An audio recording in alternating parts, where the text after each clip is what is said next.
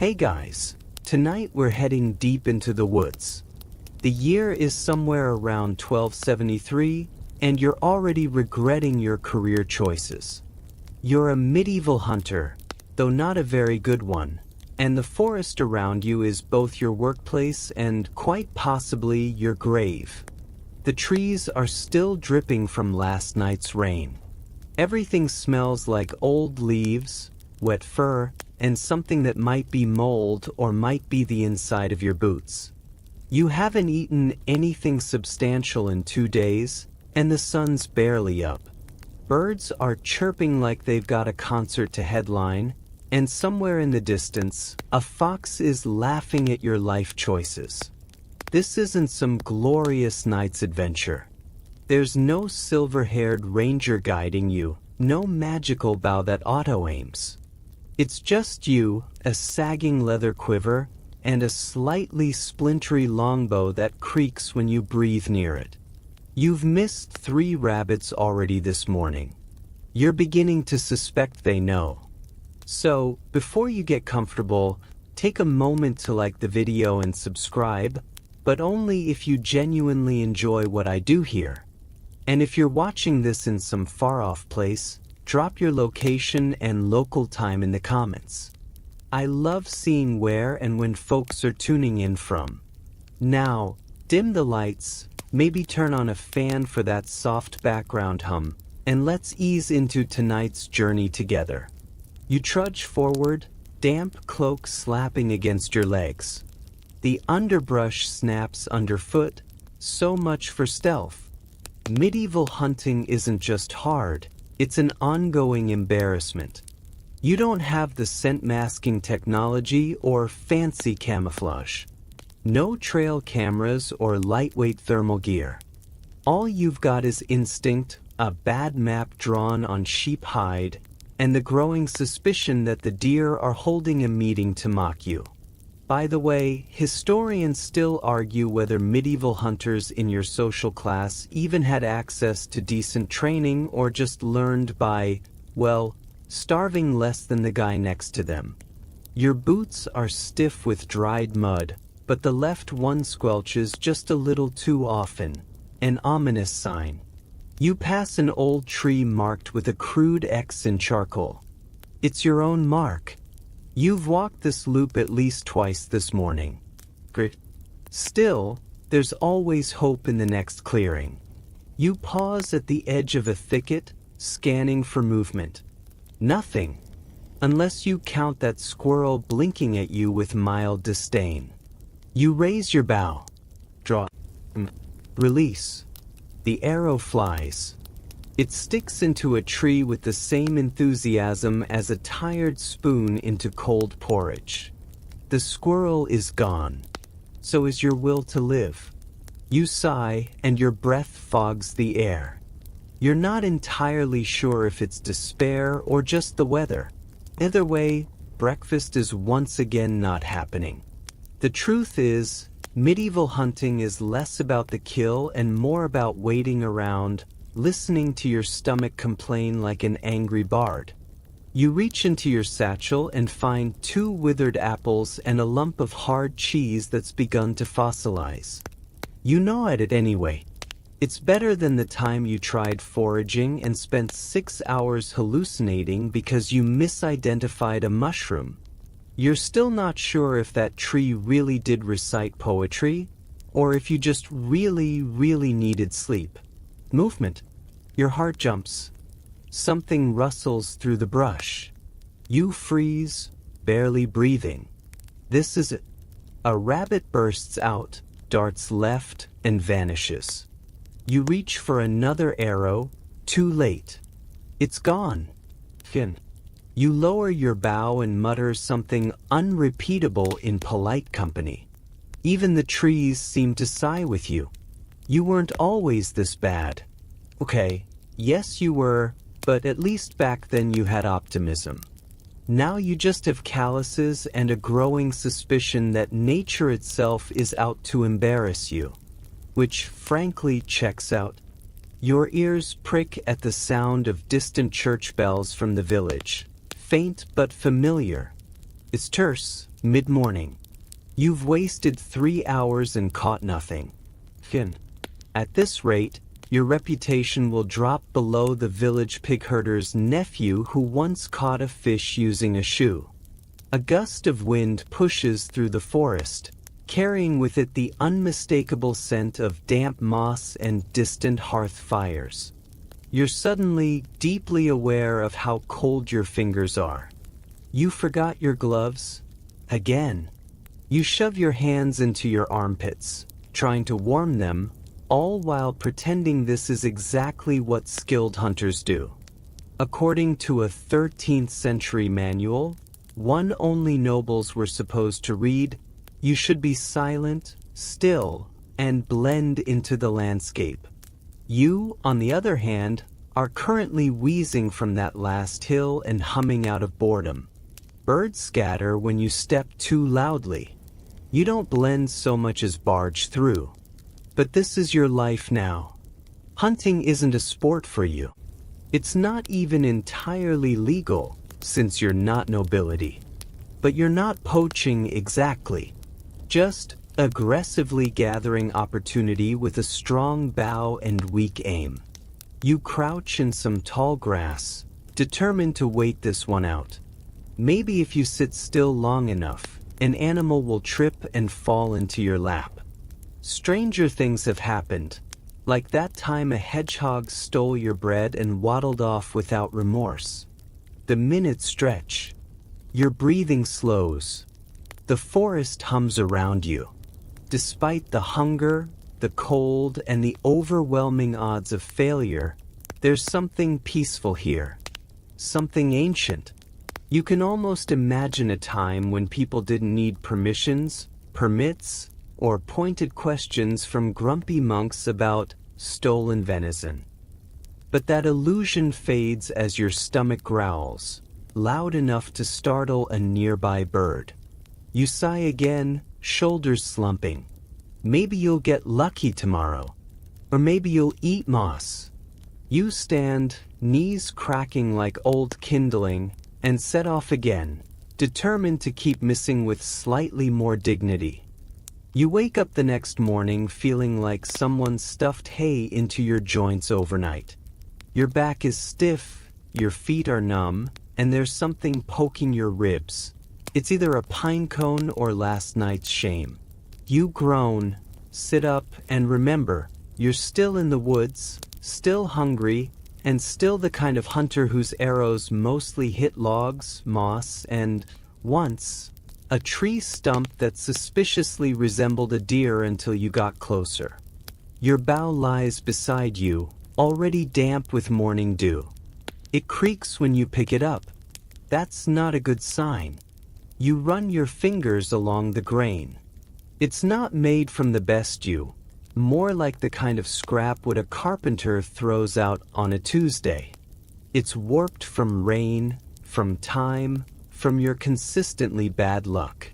One of the knocks is chipped, the bowstring frays at the edges, and you're not even sure you strung it right this time. You take a test pull and the whole thing groans like it's contemplating retirement. This is the unfortunate reality of medieval hunting gear. It's only as good as your social status and connections. If you were a noble, you'd have a sleek longbow made by someone who knew what they were doing, not traded from a brewer's cousin who once saw someone shoot an arrow once. You try to patch the knock with a bit of waxed thread. It doesn't help much. You squint at your arrows. 3 remain, all slightly crooked. One's missing a fletching. One is bent from your last heroic shot into a rock.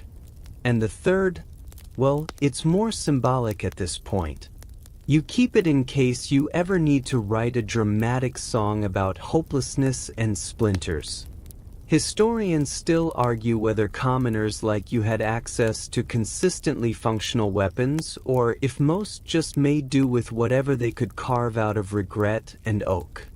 You trudge through the underbrush again, trying not to think about how many nobles get their meat delivered directly to their halls, already spiced, probably by someone whose job title is venison arranger.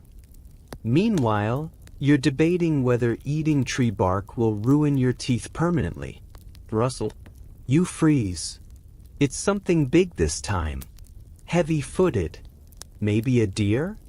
You crouch and knock an arrow. The string whines under pressure. You peer through the thicket. Your heart thumps like a drum solo. And then out steps a wild pig. It's not majestic. It's not graceful. It's a lump of bristly, mud-coated muscle with tusks like daggers and an expression that says, "Try me." You swallow hard. You draw the bow. Carefully. Steadily. The pig snorts and looks directly at you. You let the arrow fly. It arcs. Beautifully. Lands 10 feet to the left of the pig, squarely in a puddle. The pig doesn't even flinch. It just trots away with the world-weary air of someone who's seen this all before. You lower the bow slowly, mentally composing the letter you would write to your ancestors if they hadn't all died of shame already. You're down another arrow and up nothing except disappointment. You keep walking, brushing past branches that whip you in the face. The forest has no sympathy for failed archers. The path narrows, winding past tangled roots and damp hollows.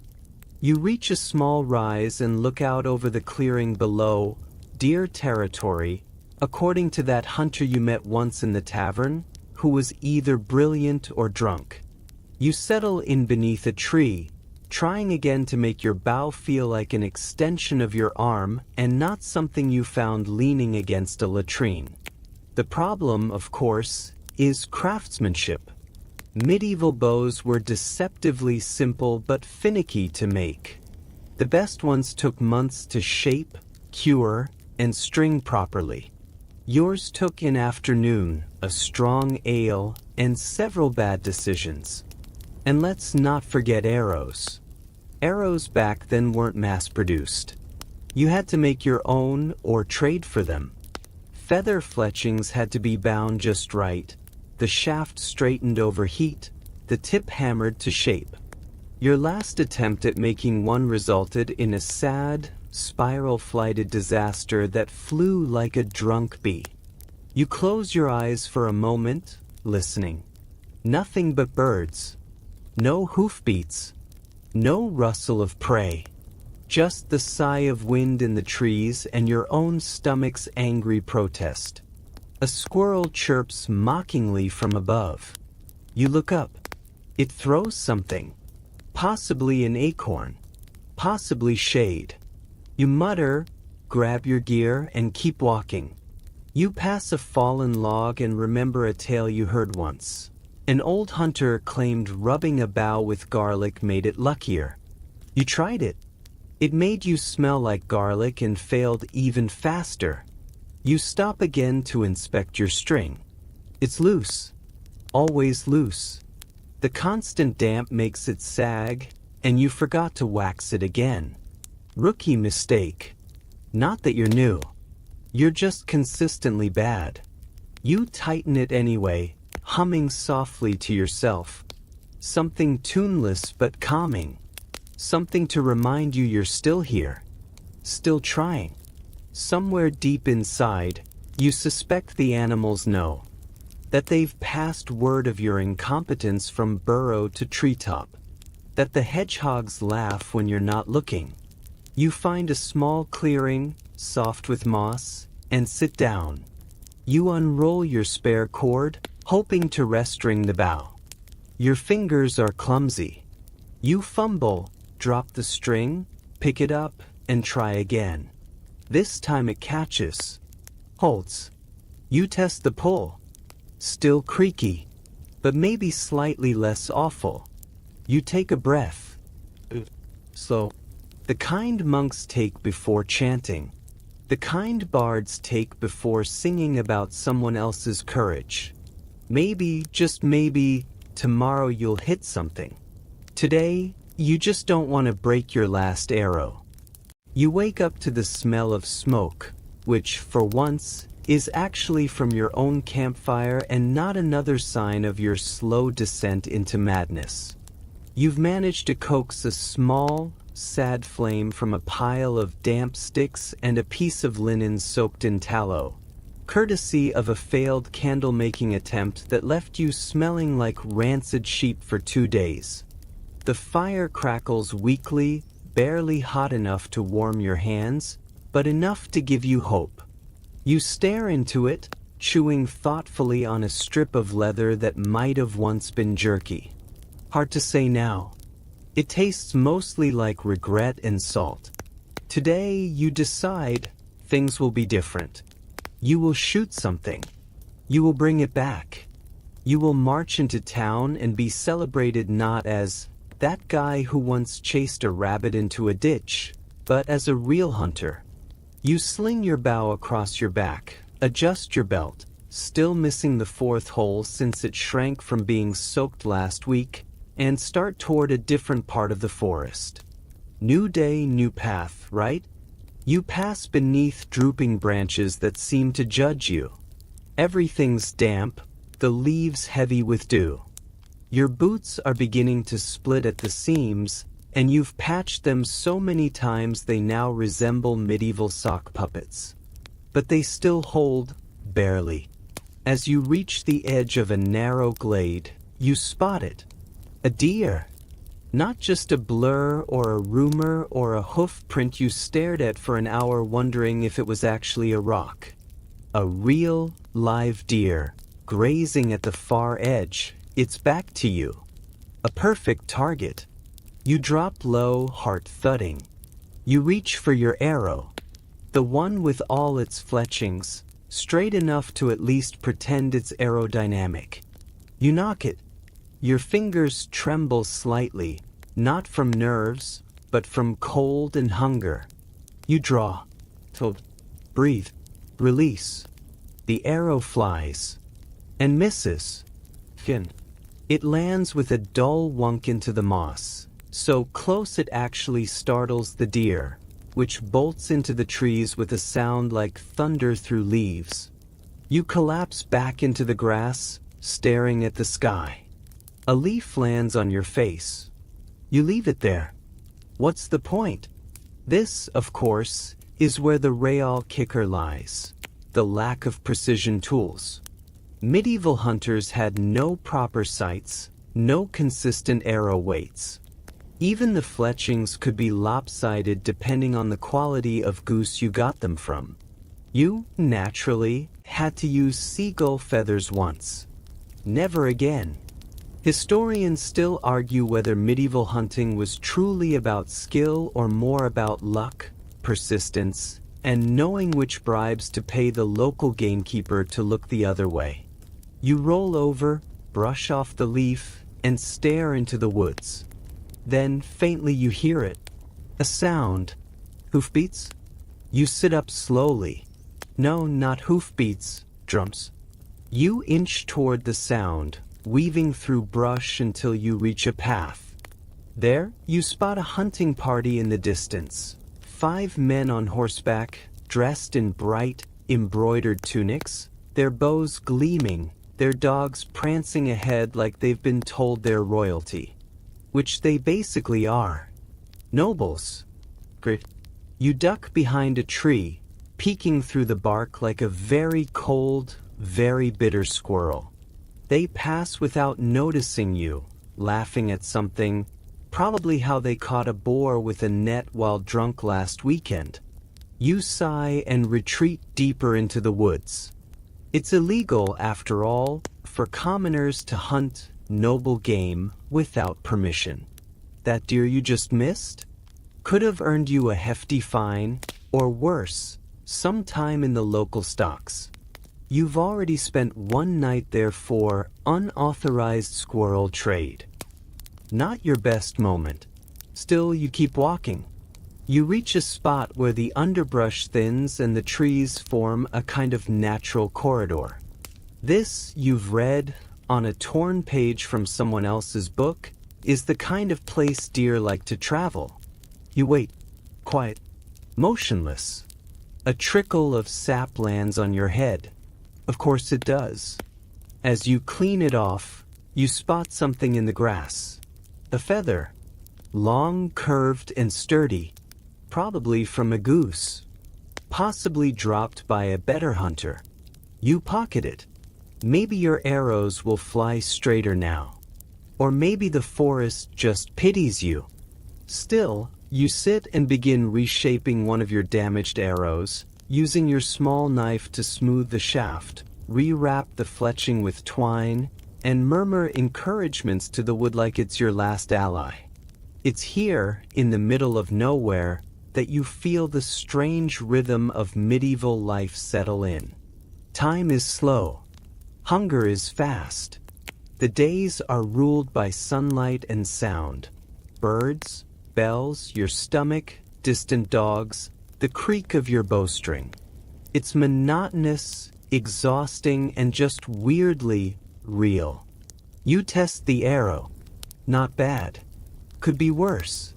You don't see anything else to shoot at, so you just fire it at a tree to test the balance. It hits. Dead center. Naturally. You laugh softly. Bitterly. The tree wins again. You wake up the next morning to a suspicious dampness in your boot. You wiggle your toes and realize, with a deep sense of dread, that a slug has taken up residence sometime during the night. You tip the boot upside down and shake it. Out plops your new roommate, slimy and disgruntled. You nod at it respectfully. It's probably caught more food than you have lately. You pull your boot back on with a sigh, trying to ignore the squish. The ground is wet again. Everything is wet. The medieval forest doesn't believe in drying out. Your clothes smell like smoke and mildew, your hands are raw from bowstring friction, and your stomach is now a percussion instrument playing the drum solo of despair. Today, you decide to switch tactics. Still, hunting isn't working. So you try something more sophisticated, trapping. Now, in theory, setting snares is simple.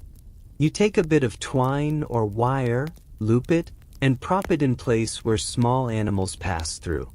Rabbits, ideally. Maybe even a pheasant if you're wildly lucky.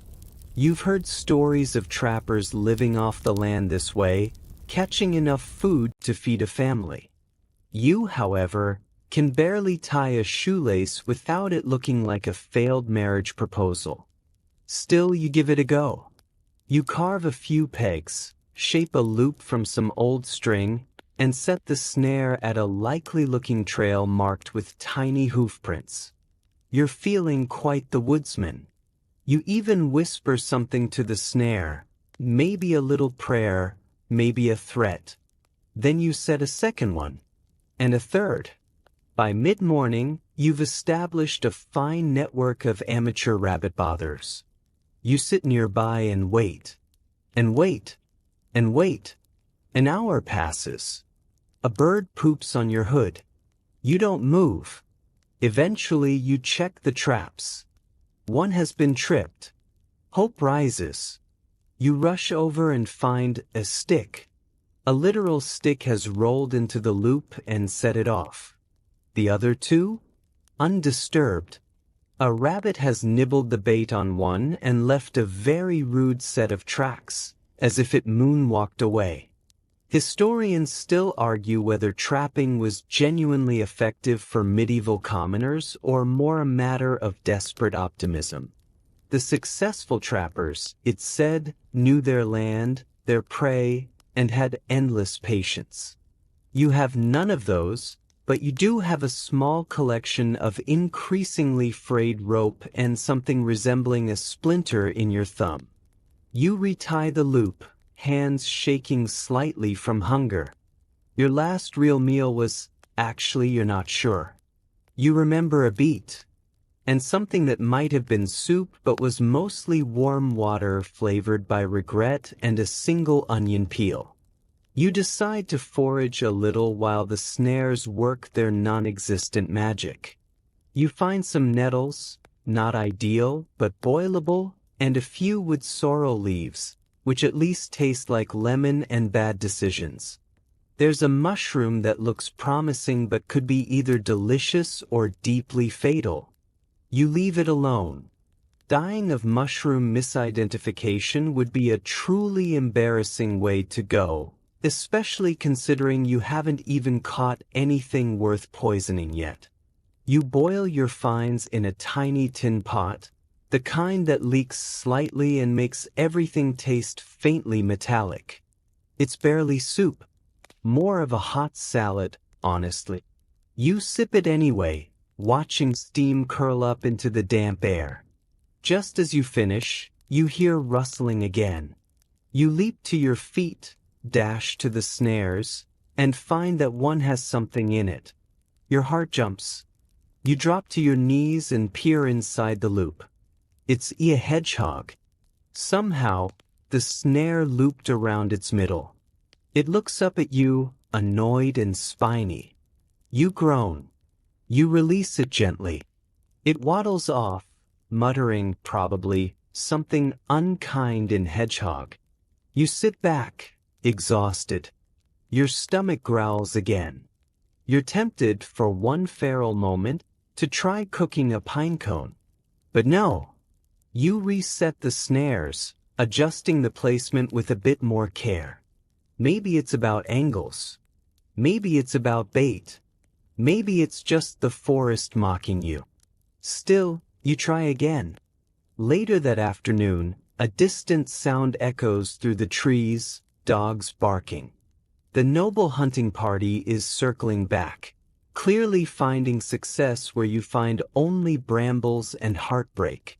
You hide, of course. Peering from behind a thick yew, you watch as they trot past, laughing, holding up what appears to be a brace of hares and a very large boar.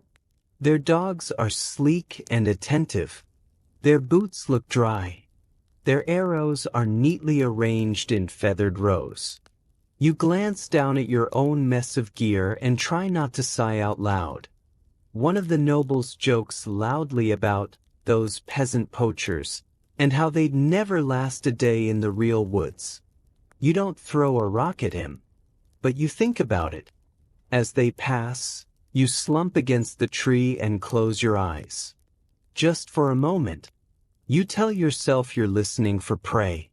You dream, briefly, of a magical deer that walks right up to you and lays itself politely at your feet. You wake up to find a spider has started a small web between your hand and your bow. Even the wildlife is trying to trap you now. Still, you get up, adjust your hood, try one more time. Because in the end, you're stubborn. Or maybe just tired. But you're still here. The next day arrives with a grim, gray sky and the kind of fog that soaks through your bones before you've even finished blinking. You step out from under your makeshift lean-to, a pitiful shelter of stitched-together branches and half a blanket, and immediately trip over your own bough. It's going to be a great day. You can feel it. You check your snares again. Nothing. Not even the hedgehog this time. The loops sit like little open mouths, waiting for meals they'll never taste. You mutter a few choice words, not curse words, of course, you're medieval and modest, but the kind of muttered nonsense that lets the forest know you're not in the mood. Time to try stalking again. You pick up your bow, the one with the slightly cracked grip that pinches your palm every time you draw. You tell yourself it's part of the charm. As you walk, twigs snap beneath your boots like tiny bones. You wince. Every noise echoes through the still woods. A squirrel scolds you from a branch. Even that feels personal. You keep walking, keeping your eyes peeled for signs, hoof prints, droppings, a broken branch that might suggest an animal passed this way recently. Eventually, you find something. A track, dip fresh, was larger than a deer, more rounded. You freeze. A boar, maybe? You've heard about wild boar. Powerful, unpredictable, tusked little tanks that charge like angry furniture. You don't really want to meet one, but at this point, a showdown with a medieval war pig seems better than going another day with an empty stomach. You follow the trail, crouching low, arrow at the ready. Your feet crunch softly on frosty moss. The world narrows to a single thought: don't mess this up. Then, from a dense thicket, a shape emerges. You see it, the boar. Big, black-bristled, with glinting eyes and the general attitude of someone who just got cut off in traffic. It snorts. It sees you. You freeze. It does not. It charges. Now, historically, hunting boar was considered noble sport, but not because it was elegant, because it was dangerous. These creatures could gore even armored knights. The rich used spears and coordinated teams. You have a bow with a crooked arrow and exactly one shot. You fire. The arrow flies. It schemes past the boar's side, maybe taking a hare with it for sentiment.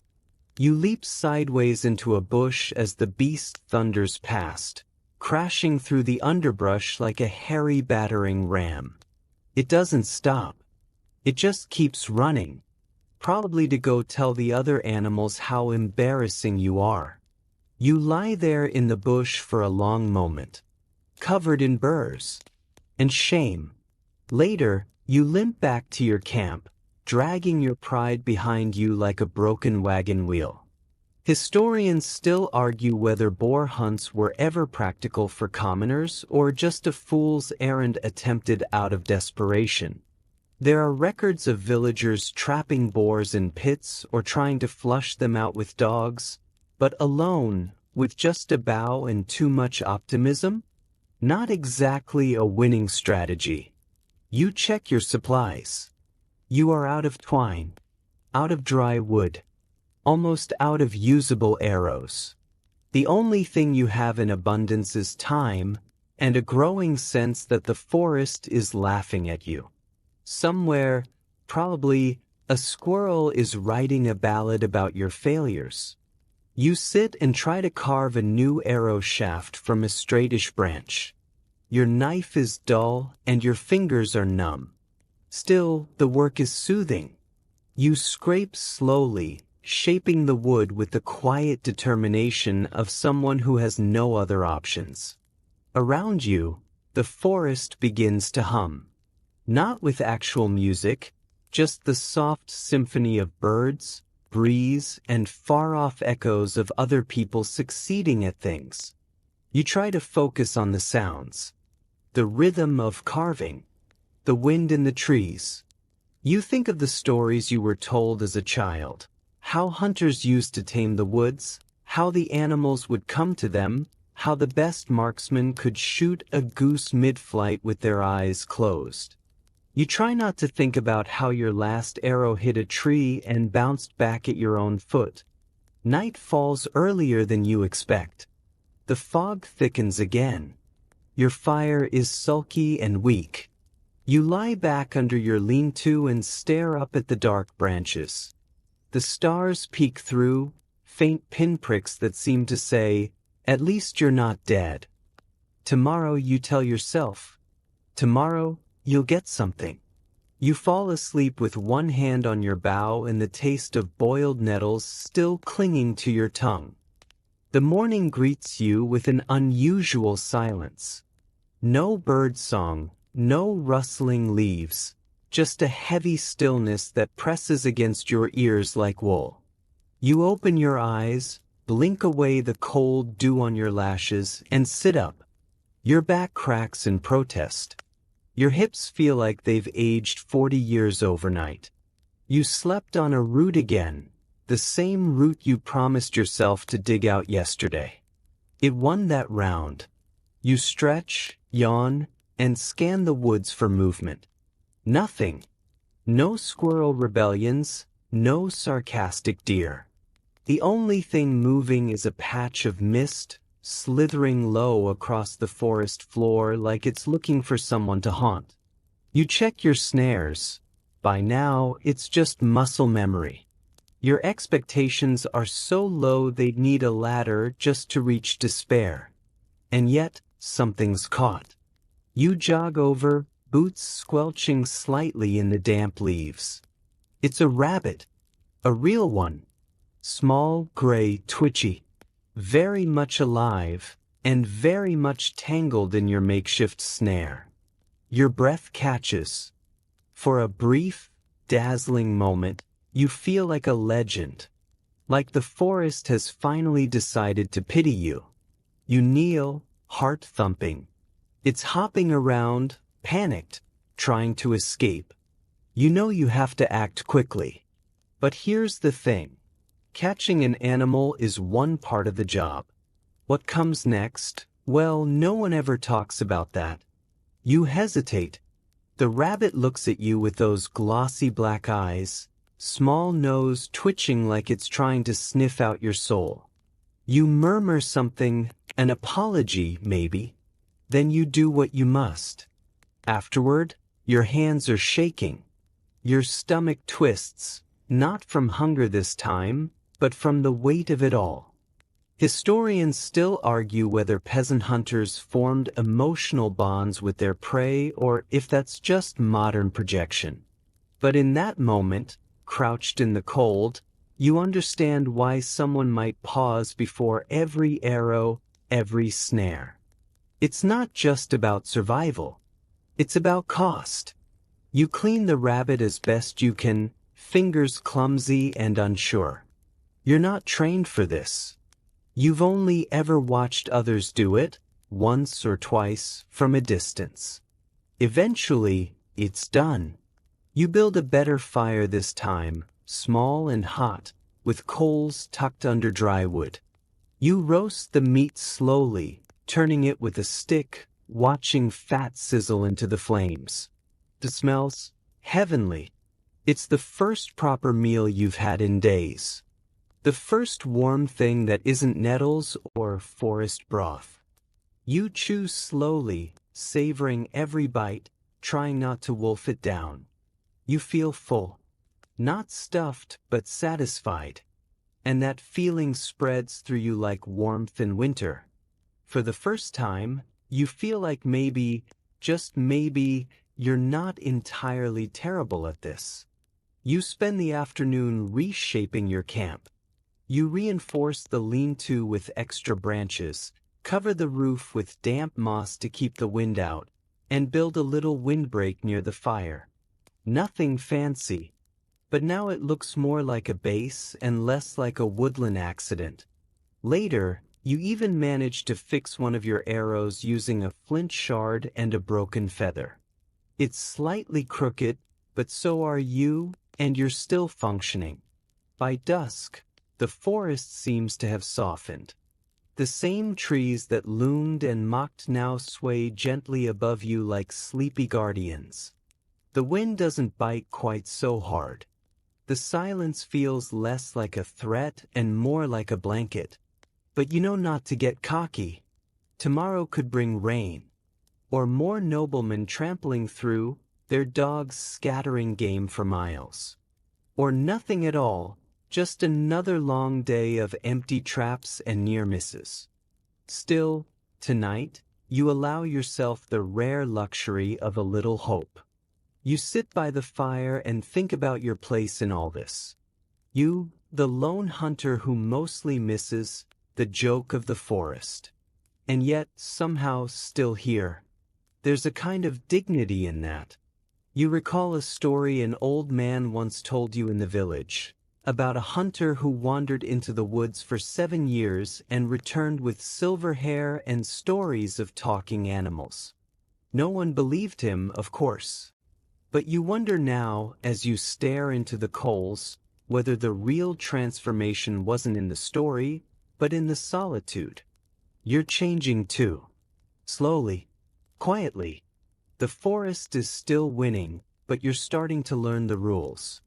You tuck your bough beside you, lean back against your slightly sturdier shelter, and close your eyes. The fire crackles softly. A single owl hoots in the distance, like a punctuation mark at the end of a strange, satisfying sentence. Sleep comes faster tonight, and when it does, you dream of rabbits that cook themselves and offer to do the dishes after.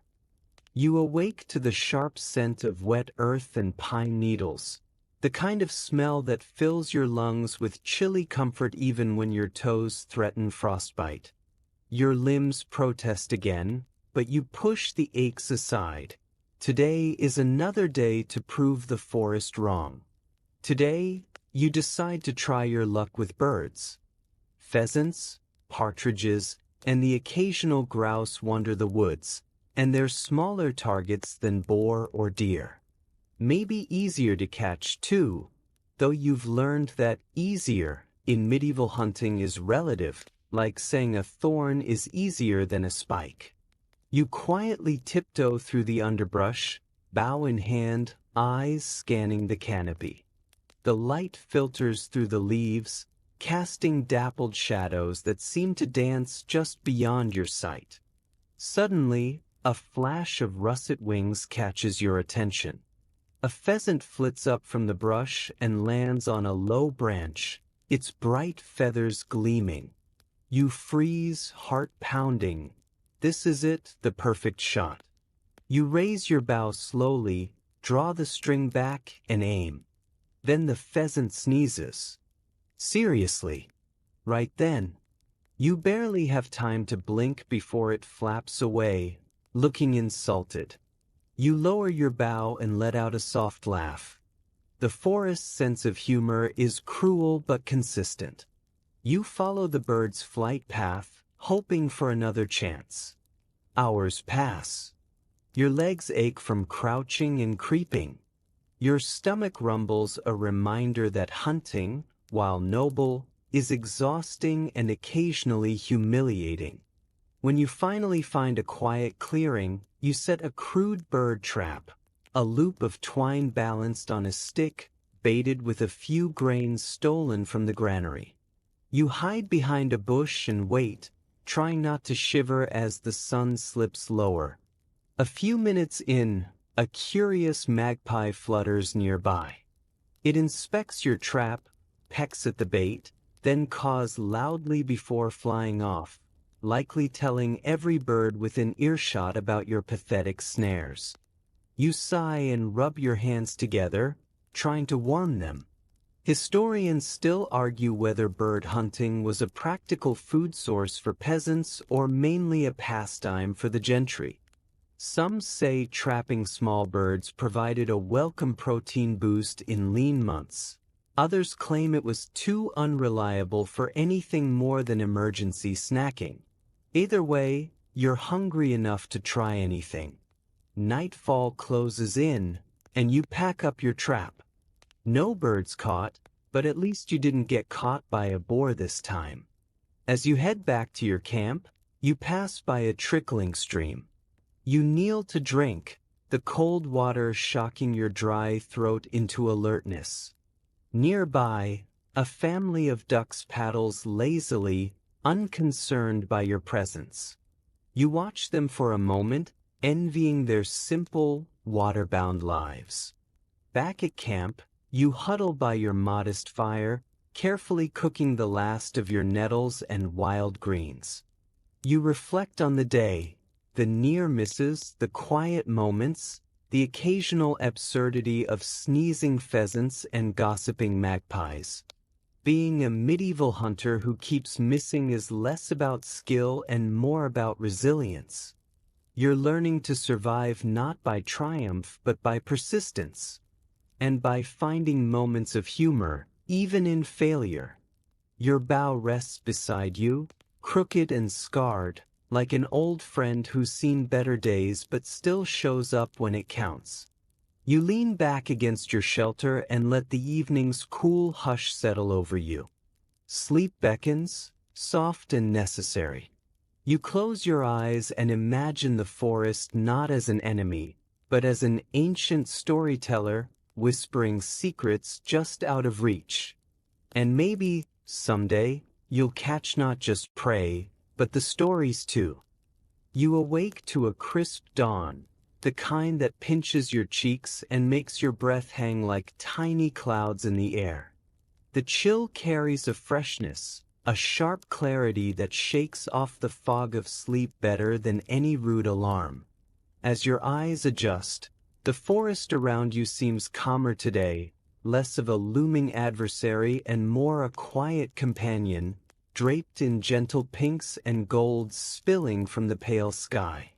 You rub the last vestiges of sleep from your eyes, feeling the coarse fabric of your tunic against your skin, and notice the tender light promising a fair day ahead. The world outside your shelter hums softly, the faint chirp of early birds, the distant rustle of branches stirred by an unseen breeze, and the occasional snap of a twig underfoot reminding you that the forest is never truly silent. This subtle orchestra is a quiet balm for your weary spirit, a reminder of why you endure the long cold nights, the empty stomachs, and the repeated misses. Today, you decide to scout a new area, farther from your usual haunts, a patch of the woods that's whispered about but seldom explored. The path is less traveled, and the undergrowth grows thick and tangled, weaving a dense curtain of brambles and ferns that seems to hold its secrets tight. Your boots snag on twisted roots, your hands brushing against prickly shrubs as you push forward, each step feeling like a small victory in this slow, deliberate dance with the wilderness. You listen to the forest's slow awakening, the hum of insects stirring beneath leaf litter, the flutter of a bird's wings high above, the soft crunch of leaves as a distant creature moves unseen. You pause for a moment, taking it all in, breathing in the cool, earthy scent of damp soil mixed with pine and moss. These moments are why you come back, day after day, even when the game slips away. It's not just about the catch, it's about belonging to this living, breathing world. Eventually, you come upon a small clearing where sunlight filters through the branches, casting gentle spotlights on patches of wild garlic and early bluebells swaying in a faint breeze. The air here feels almost sacred, a quiet sanctuary amid the chaos of the thicket. You lower yourself onto a mossy log, its soft cushion a welcome relief, and pull out your crude map. Nothing fancy, just a weathered piece of parchment with rough sketches and charcoal notes tracking your progress and marking spots of interest. You pore over your makeshift guide, fingers tracing the meandering stream that curves through the woods and the rocky ridge beyond it, rumored among villagers as a prime spot for trapping rabbits. You consider which route to take next, balancing the lure of the unknown against the cautious knowledge of familiar grounds. Just as you're about to move, a sudden rustle nearby freezes you in place, heart thudding in your chest. Out from the bushes steps a fox, lean, bright-eyed, with a coat gleaming like burnished copper caught in the morning sun. It pauses, fixing you with a curious stare that holds a strange mix of intelligence and mischief. You hold your breath, unwilling to spook it, and for a moment, the forest and the wild creature seem locked in quiet conversation. The fox doesn't flee. Instead, it tilts its head in that sly, knowing way foxes do, then trots away slowly, glancing back as if inviting you to follow. You consider it carefully. Folklore paints foxes as cunning tricksters, sometimes guides, sometimes deceivers, but today, the animal's calm confidence feels like an unexpected offer of assistance. With a soft smile, you decide to accept this silent invitation. You rise, moving cautiously after the fox through tangled thickets and over fallen logs slick with moss.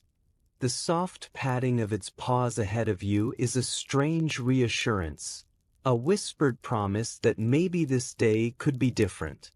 After a careful trek, the fox leads you to a dense thicket hidden from casual eyes, where you spot the telltale signs of rabbit burrows. The small holes, edged with nibbled leaves and freshly turned earth, speak of recent activity. Your pulse quickens with cautious hope. This could be a good spot to set traps, maybe even catch a meal tonight. You gather slender branches and rough twine from nearby bushes, weaving simple snares with practiced hands. The repetitive task calms your nerves and fills you with a quiet optimism you haven't felt in days. Maybe today the forest is finally offering a small victory. As you work, the sun climbs higher, warming your back and coaxing the chill from your bones. The forest no longer feels like a wild obstacle but a partner in your slow dance of survival, sometimes teasing, sometimes rewarding. You remember hearing that historians still argue whether medieval hunters relied more on intuition and animal behavior or sheer luck. Your experience tells you it's a bit of both, but above all, it's patience, the willingness to listen, watch, and wait.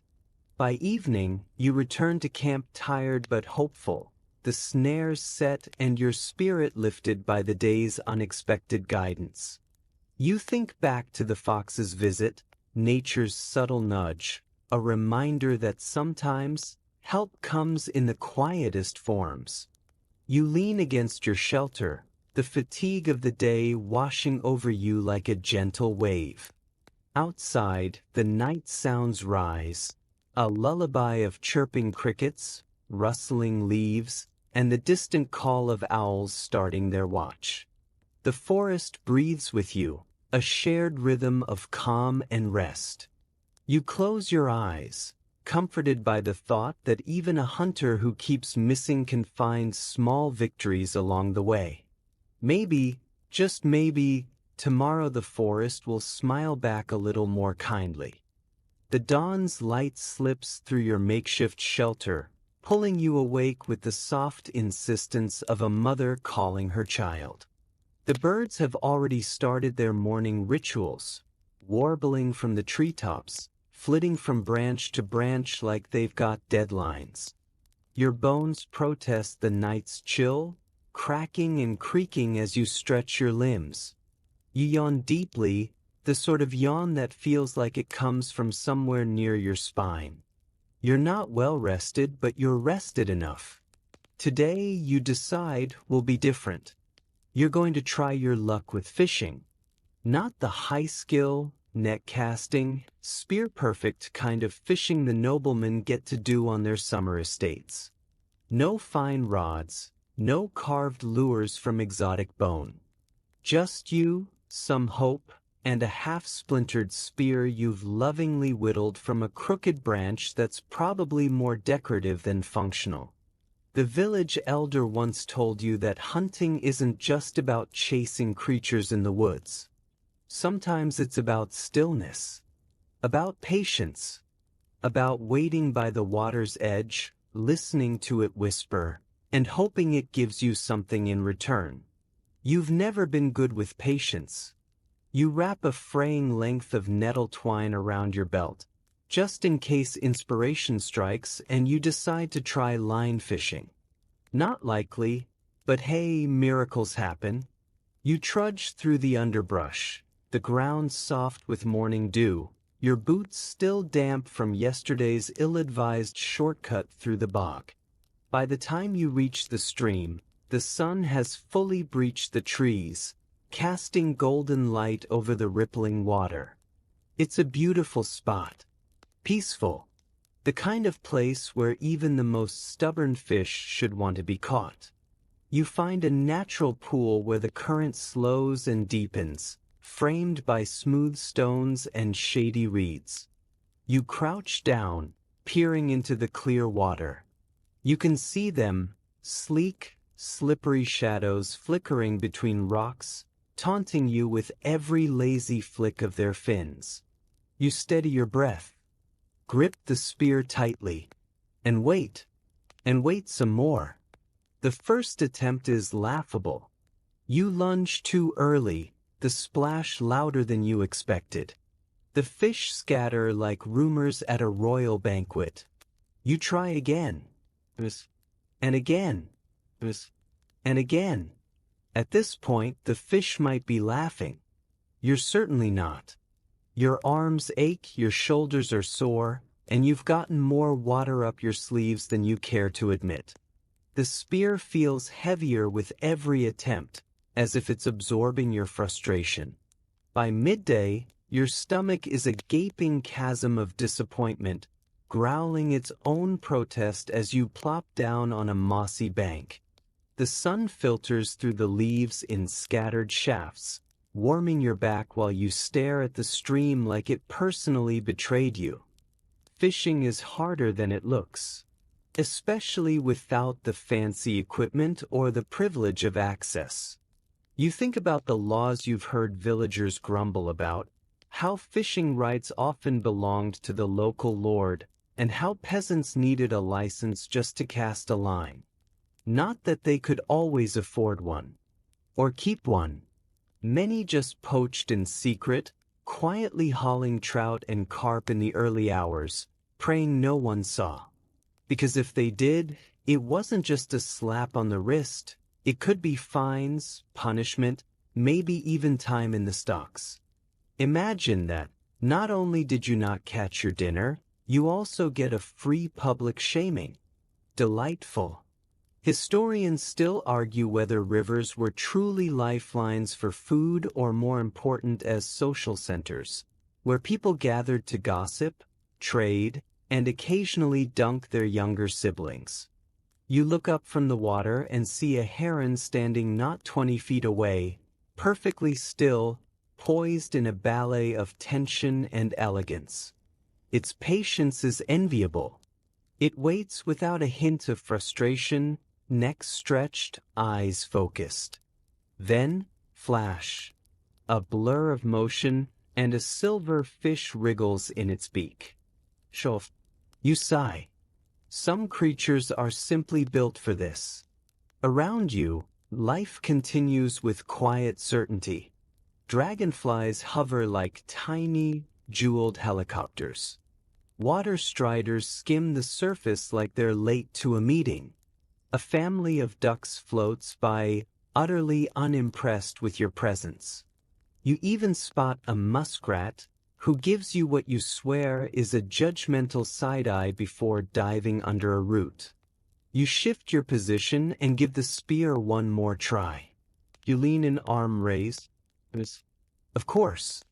You wonder if the fish are telling each other about you. Warning the newcomers, avoid the flailing human, he's all splash and no catch. Eventually, you abandon the spear and try to weave a makeshift line with your nettle rope and a hook carved from a thorn. It takes nearly half an hour and resembles a tangled mess, but you drop it into the water with quiet hope. Nothing. More time passes. The sun climbs and begins its descent. Your patience thins. Your fingers are pruned. You've managed to catch exactly one thing. A slimy, rotting stick that gave you false hope when the line twitched. At this point, you could swear the river is playing jokes on you. Still, something inside you softens. Maybe it's the rhythm of the water, or the warmth of the sun, or the faint realization that, while you may be failing spectacularly at fishing, you're at least failing in a beautiful place. You remember the village priest saying once that time spent in nature is time spent with God, or, at the very least, time spent not doing chores. You lean back, letting your legs dangle over the edge of the bank, feeling the grass tickle your calves. The sky above is slowly being painted with the dusky hues of approaching evening, lavender, amber, rose gold. The kind of sky that makes you pause just for a breath. Your belly growls again, but you find yourself less frustrated. There's something about surrendering to the moment, to the fact that you can't force the fish, or life, really, to cooperate. You pack your things slowly, reverently, as if the failure itself deserves respect. You thank the river aloud, just in case it's listening.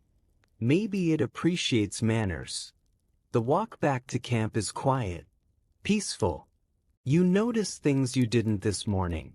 A cluster of mushrooms you might gather later, the faint print of a deer hoof in the mud, the buzz of cicadas rising in waves.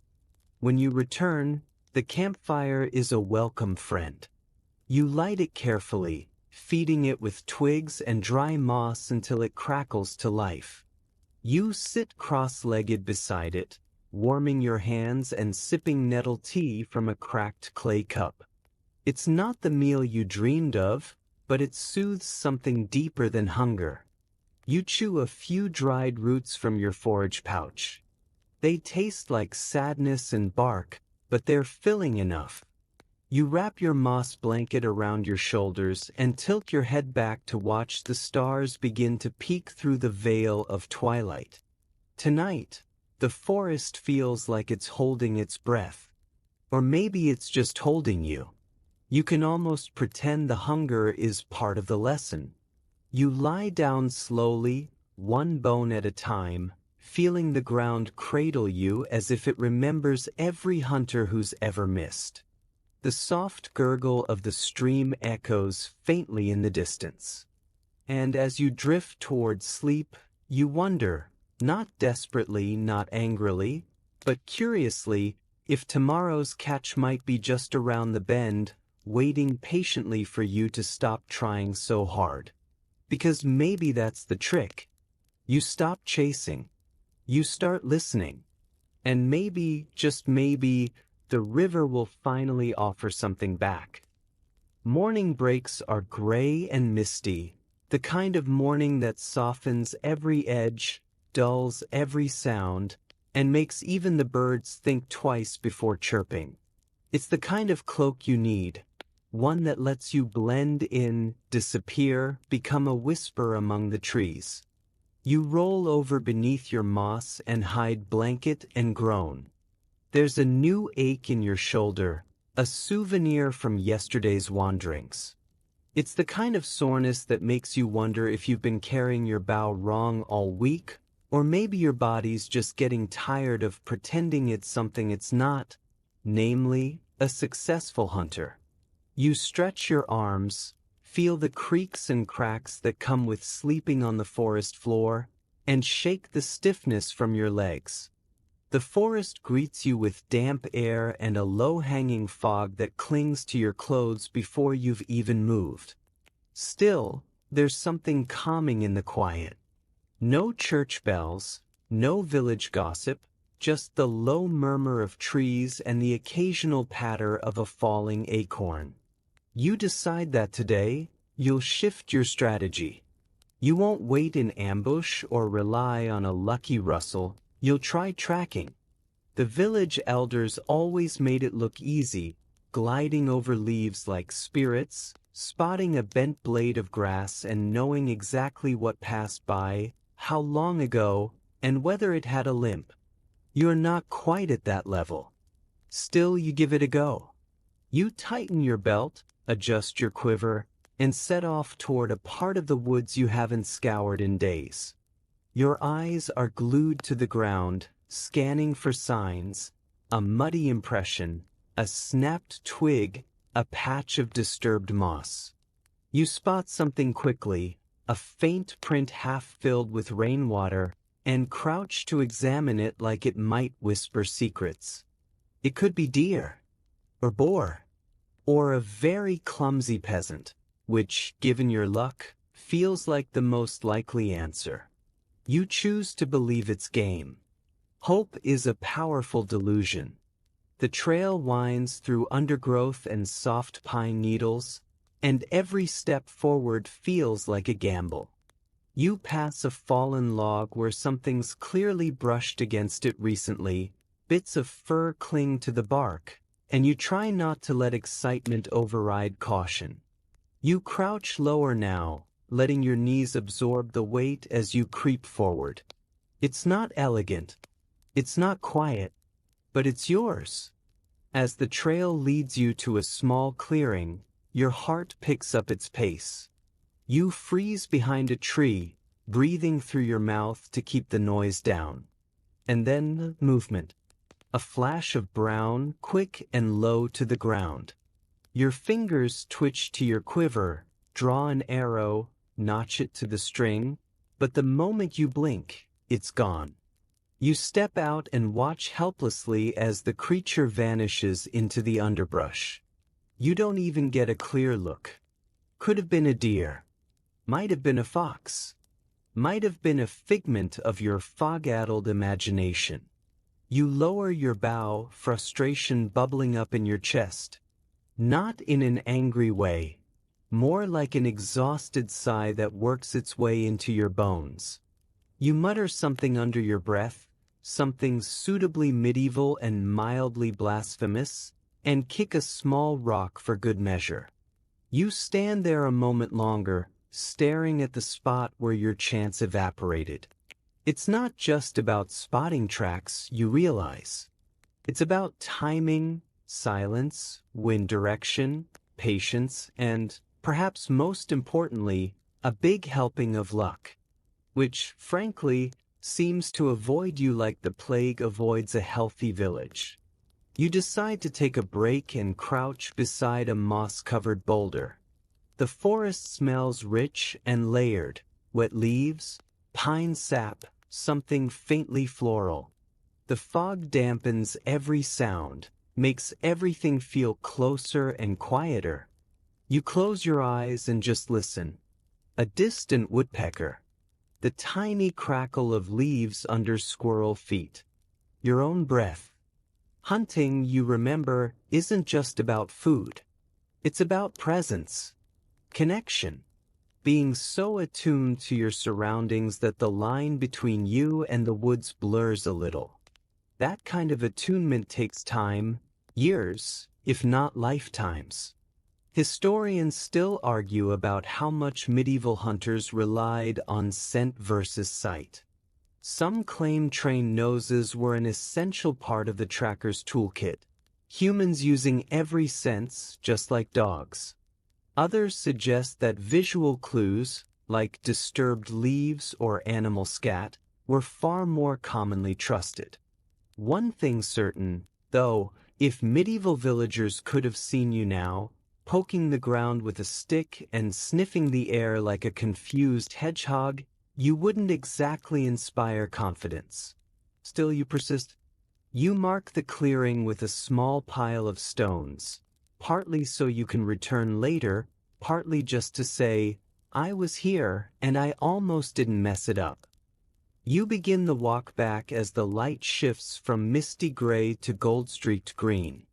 Your footsteps fall more naturally now, less with frustration, more with reluctant acceptance.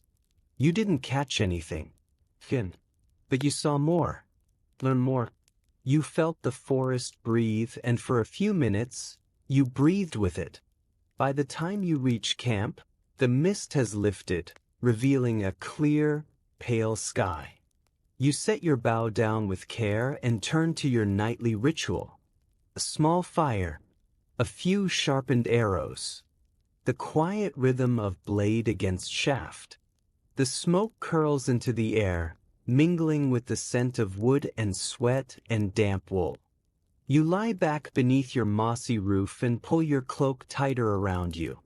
Your shoulder still aches. Your belly still rumbles. But your thoughts are calmer, steadier. The forest didn't give you a meal today, but it gave you something else, practice. A little progress. A faint glimmer that maybe next time, you'll get it right. And as your eyes close, you dream of clear tracks in soft earth, of light footsteps and steady aim, of finally stepping out of the woods with more than a story to tell.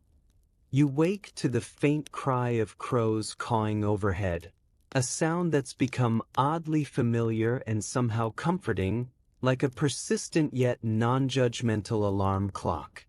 They don't care how many times you've missed your mark.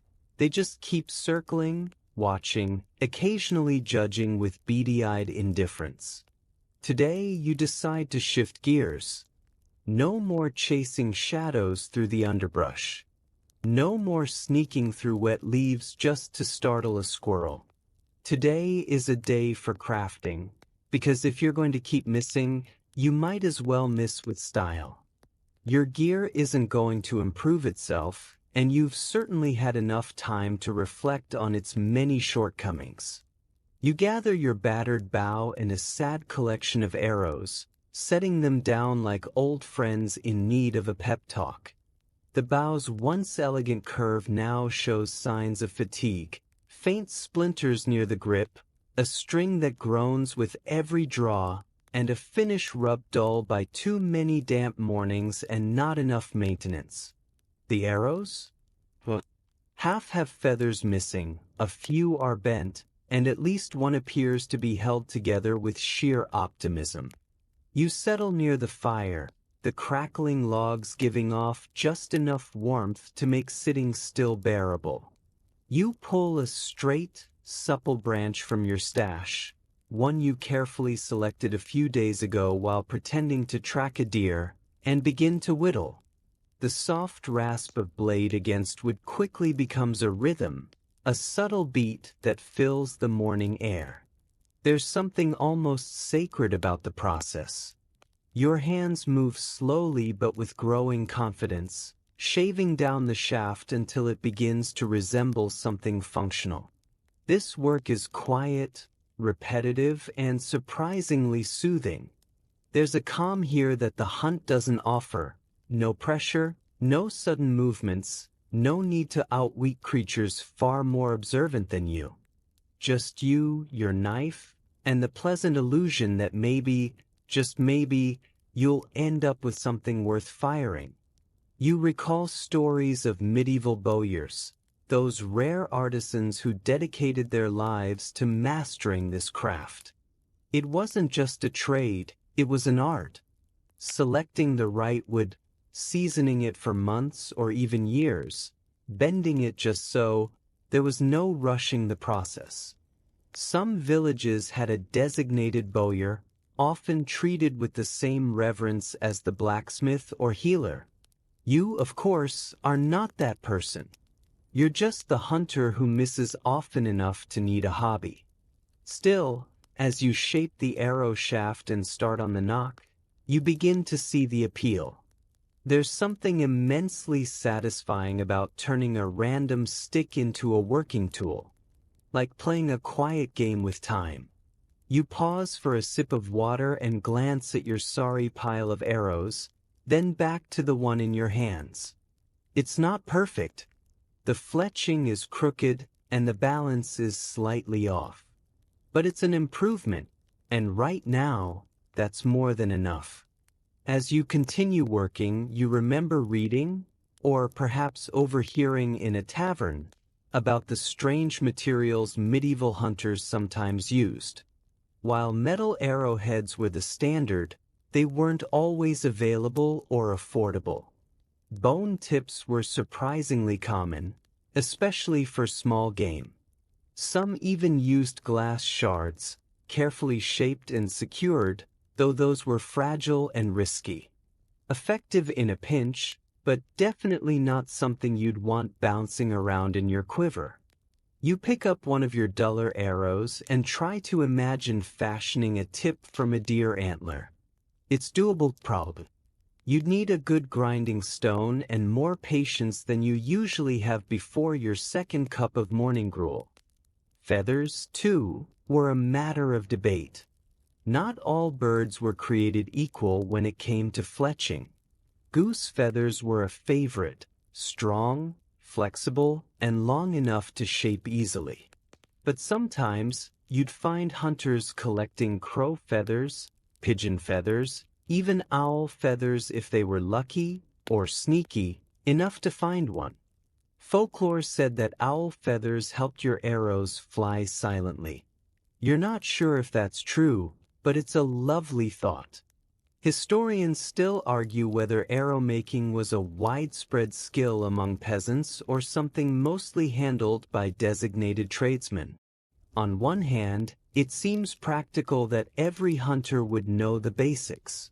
On the other, given how uneven your work is, you're inclined to believe most folks left it to the pros. At least if they had the coin for it.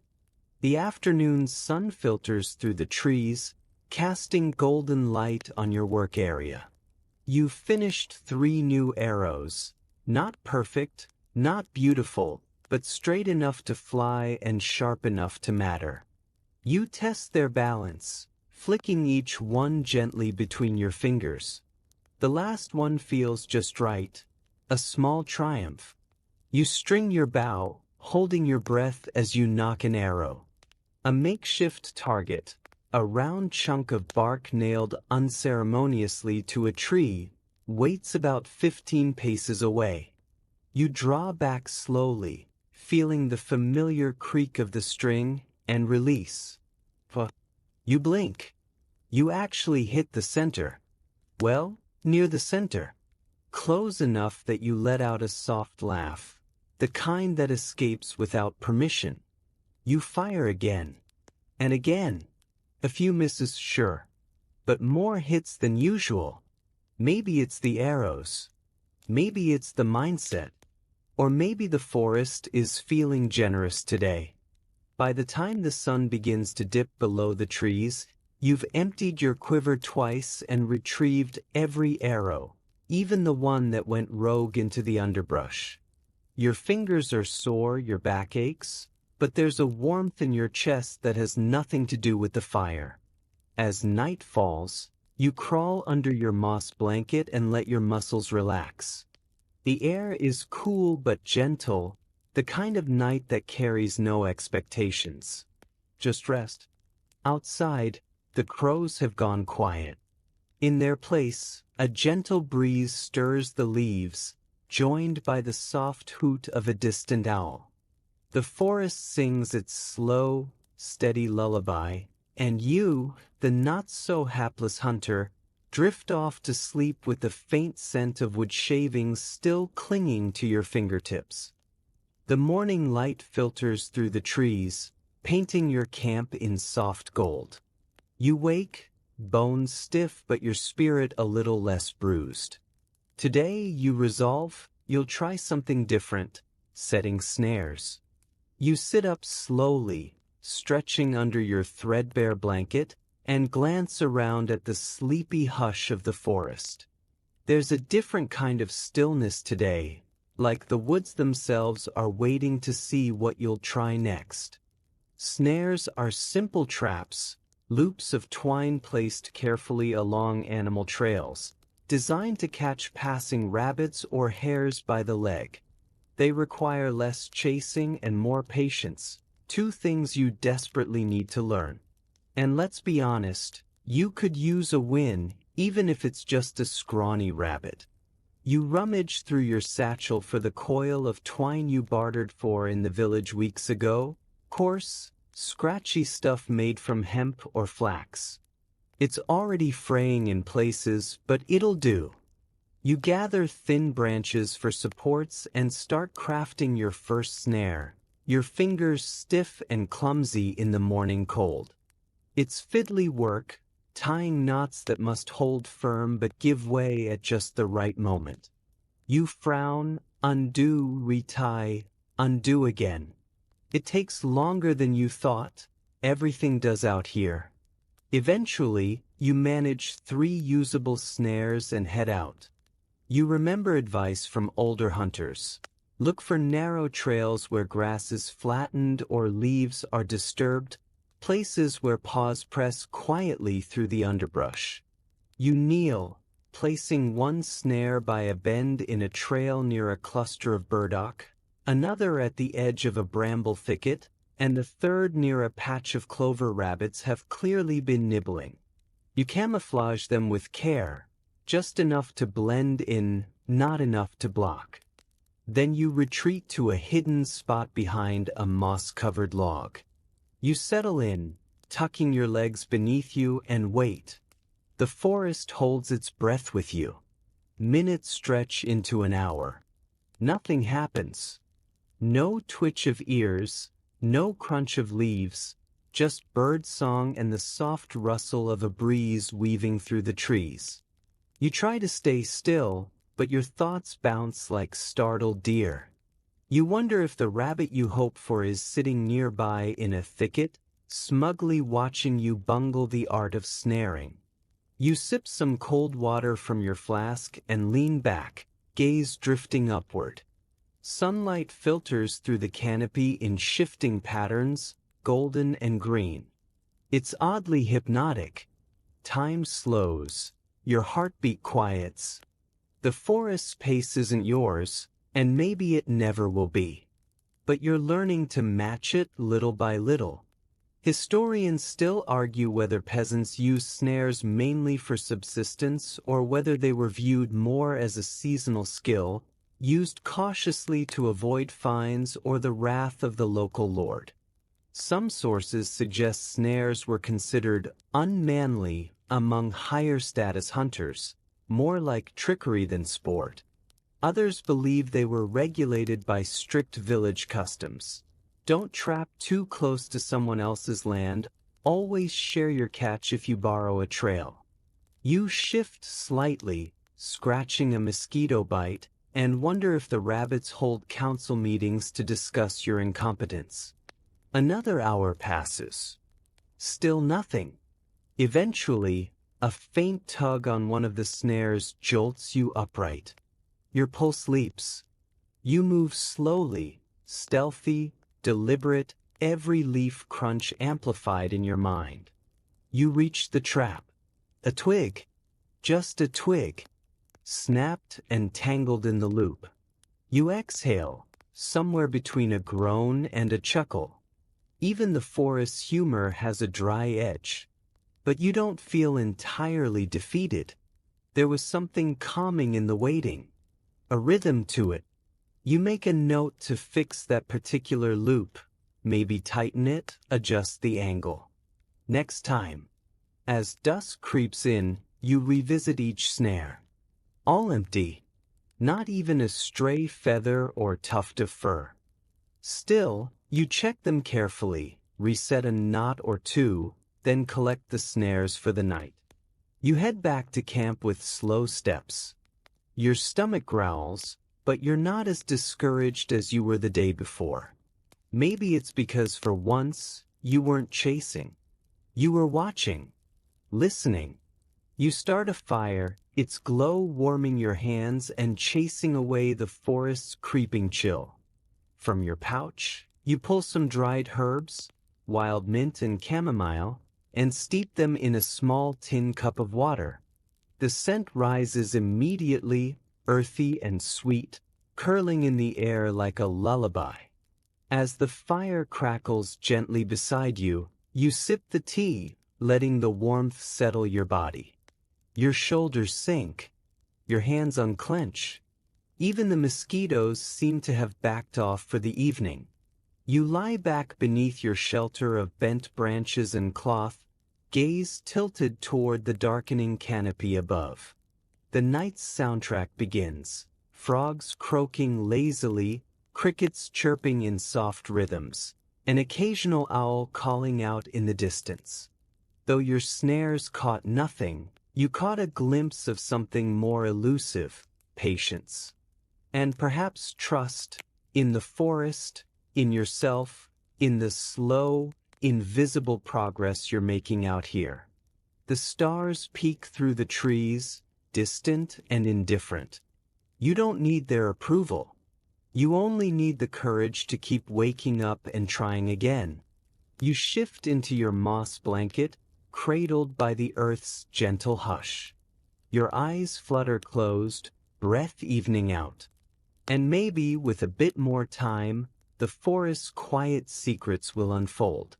You drift towards sleep, comforted by the soft rustle of leaves and the hope of a better hunt tomorrow. You wake to a chill in the air, the kind of cold that seeps into your bones and makes you grateful for the thin layer of moss you've managed to gather beneath you. It's not luxurious, more of a suggestion of a mattress than an actual cushion, but it's better than dirt alone. Your breath fogs gently in the dim morning light as you sit up and stretch, your limbs stiff from another restless night spent beneath the stars. Today, you decide to explore the strange world of medieval hunting rituals, because if you're going to keep missing, you might as well understand the superstitions that supposedly helped improve the odds. At this point, you'll take all the cosmic help you can get. Your belly grumbles from another light dinner, and you wonder if the forest gods take pity on persistent but inept hunters. Before heading into the woods, you kneel and perform a small ritual passed down by an old crone in your village, the kind of woman people go to for healing teas, whispered fortunes, and advice on warts. You trace a circle in the dirt with a smooth stick, muttering a few words you barely understand. Most of it sounds like garden herbs and gibberish, but you whisper them with the tone of someone who hopes someone, or something, is listening. You leave a humble offering of berries and a few hazelnuts, arranged neatly on a flat stone. It feels silly, yes, but also oddly calming, like brushing your teeth before bed even when you know you're not seeing anyone tomorrow. The medieval mind was soaked in ritual. Nature wasn't just a backdrop. It was alive, moody, and full of unseen forces. You didn't just walk into the woods with your bow and hope for the best. You tried to make a deal first. Hunters carried lucky charms, rabbits' feet tucked into leather pouches, feathers braided into their cloaks, tiny carved totems in the shapes of owls or wolves. Some even carried dried fox tails or knotted cords soaked in wine, each one with a story, each one with a promise. You try to imagine the weight of it all, the deep mix of superstition, faith, and quiet desperation. When you're hungry and out of options, a whispered plea to the trees might feel more powerful than any sharpened arrow. As you push into the forest, your eyes scan not just for prey, but for omens. A crooked tree, a stack of stones that couldn't have formed by accident, a rock shaped just a little too much like a face, any of these might be a sign. Some hunters believed such places marked thin spots, where the barrier between this world and the world of spirits was fragile. You'd best leave a gift, or at least a respectful silence. You pause near a twisted oak whose gnarled trunk bends like an elbow mid-gesture. It looks like it could be pointing somewhere, or warning you away. You leave a small offering, a handful of acorns, still warm from your pocket. There's something about the gesture that feels right. Less like superstition now, and more like a quiet conversation with the forest itself. The wind picks up slightly, rustling the branches above in a soft, wordless whisper. Whether it's coincidence or something more, you nod once before moving on. Historians still argue whether such rituals were truly common among medieval hunters or if they're the exaggerated flourishes of later storytellers. Was the average peasant really bowing to tree spirits and crafting feathered charms? Or was it just a handful of eccentric woodsmen whose stories were passed down, polished by time? Truth be told, the line between practical habit and magical thinking wasn't always so clear. By midday, you're still empty-handed, unless you count pine needles in your hair and a few more scratches on your boots, but your mood is lighter. It's hard to explain.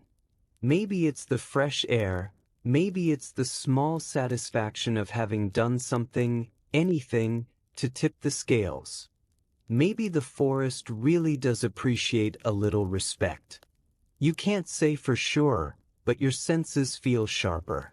You notice the subtle patterns in birdsong, the sudden silence when a fox pads by somewhere nearby. You catch the glint of sunlight off wet leaves and the blur of movement in the ferns. You start to feel like the forest is watching you too, not in a threatening way, but in a curious one, like it's trying to decide whether you belong here or not. You find yourself walking more carefully, treading softly, pausing now and then to listen instead of charging ahead like you used to. As the sun begins its descent, painting the sky in soft hues of gold and lavender, you return to your makeshift camp. Your hands are empty, but your head feels full of thoughts, of questions, of something not quite named. You warm a simple broth over your tiny fire, stirring it slowly, the wooden spoon clicking gently against the pot's edge. The meal is modest. Wild garlic, a bit of root vegetable, and a pinch of salt you've hoarded like treasure. But tonight it feels like a feast. Maybe it's the ritual. Maybe it's just hunger seasoning everything. You sip the broth, wrapped in your cloak, firelight dancing on your face. The forest murmurs around you, alive with the sounds of nightfall, crickets, wind, the occasional crack of a branch far off. Lying down once again on your moss bed, you pull the cloak tighter and breathe deeply.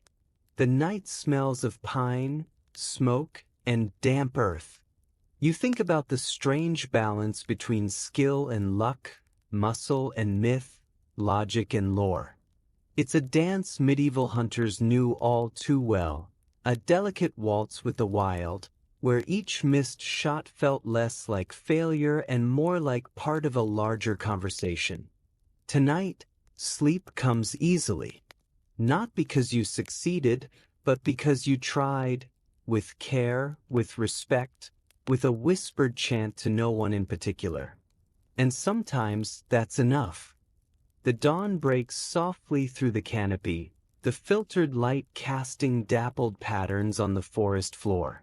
You rise slowly, stretching out your stiff limbs, muscles quietly protesting after yesterday's long, fruitless hike. The forest feels gentle this morning, moist, earthy, and oddly forgiving. Perhaps today will be different. Perhaps the game will come easily. But let's be honest, you've said that before. This morning, though, a new idea takes root. You've been doing this solo for too long. It's time to consider the one companion who might actually improve your odds, not just talk your ear off or steal your last strip of dried meat. You decide it's time to learn about medieval hunting companions, the dogs. In the village, old tales are told around firesides about remarkable hounds that could chase down deer, corner boars, or flush rabbits from dense thickets like it was child's play. These weren't pets as we know them today. They were tools, treasured tools, but tools nonetheless. Still, there was affection there too, the kind of unspoken loyalty between creature and human that forms when your bellies and lives depend on each other. Unfortunately, you don't have one of those miracle hounds. You have Thistle. Thistle is a mutt, a shaggy, brownish-gray mystery of a dog who wandered into your camp 3 winters ago and never left. He has the energy of a mossy log and the hunting instincts of a particularly disinterested pillow. You glance at him now, lying upside down on his back, paws flopped in the air like he's auditioning to be a doorstop. His one visible eye opens halfway. He yawns. You sigh. Still, it's not fair to compare him to the hounds of the nobles or even the better-off villagers. Dogs were expensive. Feeding one meant dividing your already meager scraps. Training one meant time you didn't have and skills you might never gain. But those who had them, those lucky few, understood their worth. You imagine the bond, a hunter and his dog, stalking through the misty underbrush, silent but alert, each attuned to the other. The subtle flick of a wrist to send the dog left. A soft whistle to freeze. A hand signal to charge. That kind of partnership could mean the difference between returning with dinner or explaining once again to your family why they're eating boiled turnips. Today, you're not hunting alone. You decide to visit old Gerard, a stooped but sharp-eyed farmer on the far side of the woods. Gerard owns a hound named Bramble, a lean, russet creature with keen eyes and even keener instincts. People say Bramble once cornered a fox under a collapsed hay cart and barked until someone came to help haul it out. Some say that dog's smarter than half the village men. You make your way there, Thistle in tow, lumbering behind you like a furry sack of flour. Gerard greets you with a toothless grin, the kind that still manages to look knowing. Come to see real hunting? He rasps, patting Bramble's side. The hound stands, alert and taut, his tail flicking with anticipation. You nod, watching as Gerard leads him toward the treeline. At the forest's edge, Gerard points to a nearby thicket. He gives a quick whistle and a low word, just one syllable, and Bramble shoots forward like a fired arrow. The change is immediate. His body drops low, ears twitching, nose to the ground, reading the trail like a book only he can see. You stand silent, awestruck by the grace of it. Minutes pass. Then, from deeper in the brush, a flurry of motion, leaves rustle, twigs snap, and Bramble returns, bounding triumphantly with a rabbit clenched gently in his jaws. Gerard barely smiles. This is just another Tuesday for him and Bramble. You're less calm. You crouch to admire the dog's catch, not just for its usefulness, though the meat alone would have fed you well, but for the quiet choreography that just played out. It's the subtleties that impress you, the way Bramble paused and sniffed the air mid-run, the way he followed a zigzag path instead of a straight line, the way he responded to Gerard's barely audible clicks and hand movements. There's a whole language there. A dance. Historians still argue how common these skilled dogs really were among peasants. Some say well-trained hounds were the province of the nobility, another marker of status and privilege. Others believe even modest villages pooled their resources to keep a few good dogs for communal hunting. You're inclined to think it depended on the village, and the dog, and maybe the generosity of the gods on any given day. On the walk back, Thistle attempts to trot along next to Bramble, trying, poorly, to mimic his gait. Bramble doesn't even look at him. You half expect Thistle to fall asleep mid-stride. Back at your camp, you toss a small bone Gerard gave you in thanks for helping carry firewood. Thistle perks up and trots over, accepts it with a single lazy chomp, and drops it beside his favorite sleeping patch. You laugh softly. He may not be Bramble, but he's loyal and he's yours. You sit quietly, watching the last of the afternoon light filter through the trees. The forest seems to approve of your company tonight. Birds chirp lazily, and the air smells of moss and pine and maybe just a hint of change. You wonder, just for a moment, if Thistle might surprise you someday. Maybe he has one good chase left in him. Maybe not. But tonight, you don't mind either way.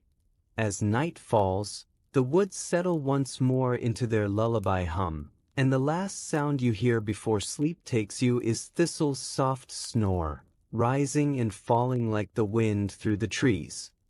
The morning mist clings to the trees like a damp curtain as you set out once again, bow in hand and hope in your chest. Today feels different, or at least you try to convince yourself it does.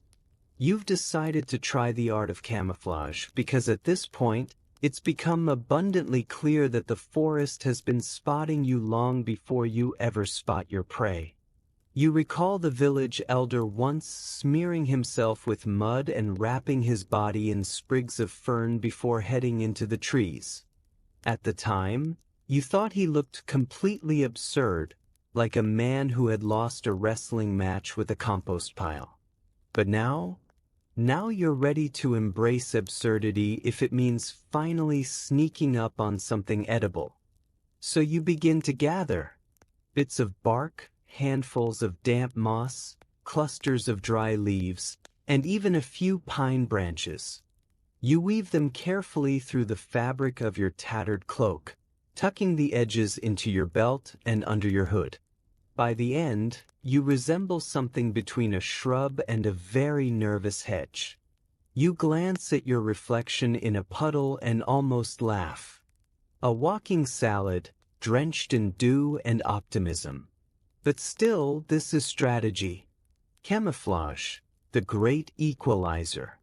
You're no faster than the deer, no stronger than the boar, but maybe, just maybe, you can be sneakier. Moving through the forest now becomes a careful ballet. Each step is calculated, slow, measured. You crouch behind trees, hold your breath at every gust of wind, and wince every time a twig betrays you with a crisp snap underfoot. The leaves rustle like gossip around you, alerting the woods of your presence with every clumsy movement. Still you persist. You spot movement ahead. A flash of tan, maybe a deer? You freeze, heart racing, limbs aching from holding position.